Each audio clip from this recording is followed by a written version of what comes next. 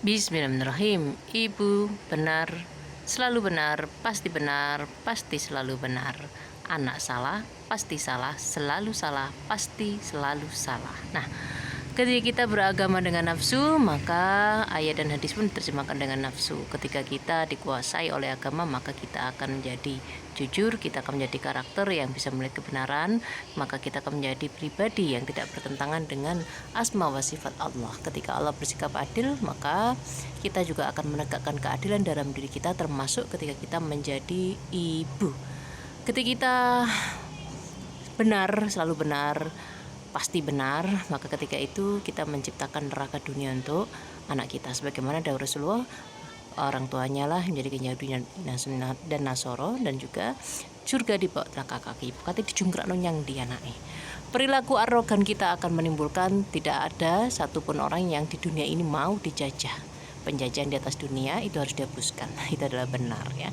Meskipun anak kecil, meskipun anak yang kita besarkan, kita lahirkan, dan kemudian kita menuntut kembalian dari kamu tuh aku besarkan, tetap saja sebuah hakikat, sebuah kebenaran bahwasanya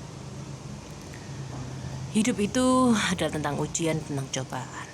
Maka jika kita terus bernafsu, kita melampiaskan ketakutan hidup kita melampiaskan kekecewaan hidup kita melampiaskan segala sesuatunya pada anak kita tidak sibuk dengan membenahi diri kita sendiri, kita sibuk dengan kehidupan anak kita, sehingga kita menjadi usil dengan kehidupan anak kita, terus menuntut hak kita kepada anak kita dengan tadi, ya, kita menjadikan agama sebagai tunggangan, maka ketika itu kita menyiapkan neraka untuk anak kita.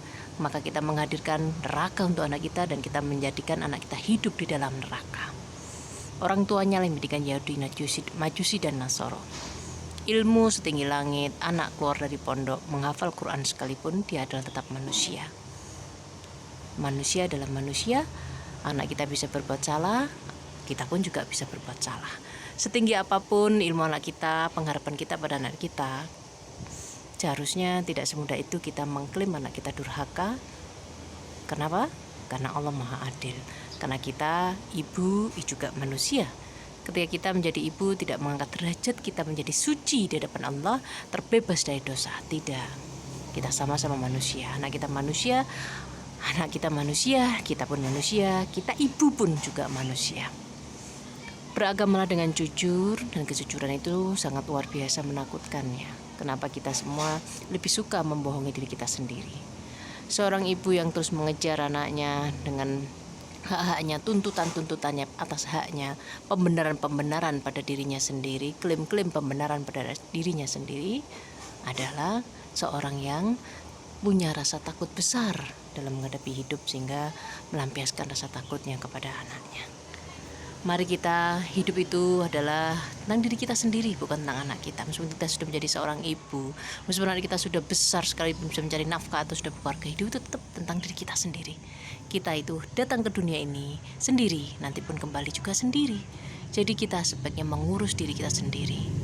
Allah Maha Adil, pegang baik-baik prinsip itu. Jika anak kita begitu durhaka, lalu kenapa dia bisa durhaka? Bukankah anak-anak itu kita yang melahirkan, yang mendidik? Dari mana durhakanya? Keadilan Allah itu adalah sebuah kemutlakan. Jika benar kita beragama, lebih mengedepankan agama itu sendiri, mengedepankan rasa takut kepada Allah, lebih mengedepankan kepercayaan kepada Allah, maka jika benar ini adalah keyakinan yang utama yang berusaha kita hidup di dalamnya, hidup di atasnya, akan sangat mudah untuk menyelesaikan, mengeluarkan anak kita dari kehidupan nerakanya di dunia ini, dan akan sangat mudah menyelesaikan masalah dengan anak kita. Duhai ibu, kita adalah ibu, tapi status ibu kita tidak menjadikan kita naik derajat menjadi malaikat yang terbebas dari salah dan dosa. Karena mereka adalah malaikat, sementara kita adalah manusia. Manusia memiliki kewajiban yang berbeda, memiliki ketetapan yang berbeda dengan malaikat. Mari kita lebih tunduk kepada Allah. Mari kita belajar untuk jujur. Jujur itu menakutkan, karena jujur itu seperti orang yang telanjang, seperti orang yang membuka matanya dan melihat segala sesuatunya. Jujur itu mencerminkan keberanian. Keberanian itu menentukan kejujuran, kejujuran menentukan keberanian. Hidup itu tentang diri kita sendiri. Mari kita bersikap adil pada diri kita untuk kebaikan diri kita, dear ibu. Mari kita berhenti sibuk mengusili kehidupan anak kita, melampiaskan diri kita kepada anak kita.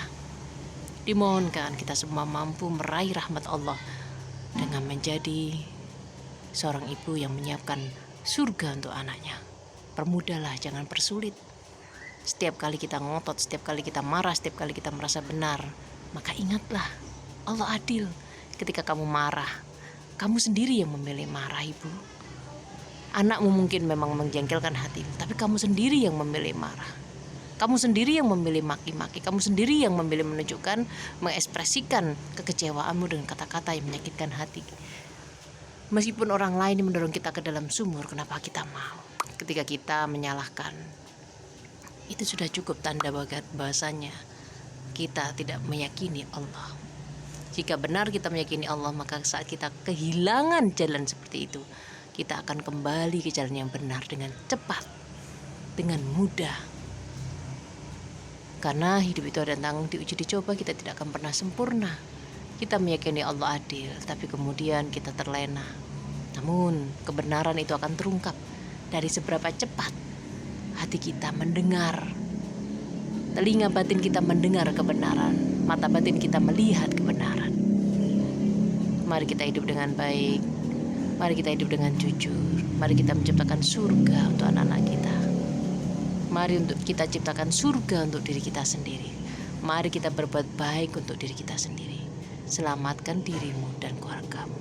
Kamu tidak akan bisa menyelamatkan keluargamu sebelum kamu menyelamatkan dirimu.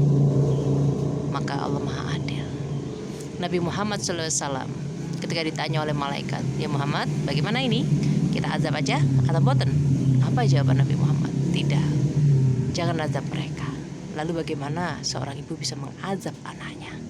Itu sudah cukup menunjukkan alasan keadilan Allah ketika kita diparingi anak durhaka.